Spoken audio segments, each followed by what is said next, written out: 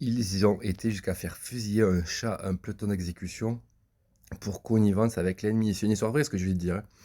Tu sais, pour ceux qui ont vu le film Le Pantalon, ça retrace l'histoire d'un soldat français qui refuse de mettre, un pantalon qui est trouvé sur un mort en 1914 pendant la Première Guerre mondiale. Il sera jugé et condamné à mort pour avoir désobéi à un ordre direct d'un supérieur. Le film Joyeux Noël retrace aussi cette période assez sombre de l'histoire de France, où les soldats allemands ont pactisé avec les soldats français durant la trêve de Noël.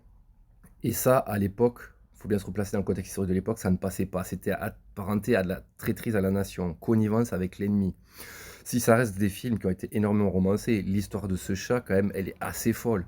C'est-à-dire qu'on a un chat qui faisait la navette entre les tranchées allemandes et la tranchée française, ça reste un chat, il allait là où l'on nous a mangé. Et les supérieurs français ont jugé que c'était de la connivence avec l'ennemi, de la traîtrise à la nation. Et ils feront fusiller ce chat. Ce chat sera jugé et condamné à mort à un peloton d'exécution. Et ce chat sera fusillé en octobre 1914 en compagnie d'un militaire français pour connivence avec l'ennemi. Je sais pas si tu te rends compte de l'absurdité de l'époque.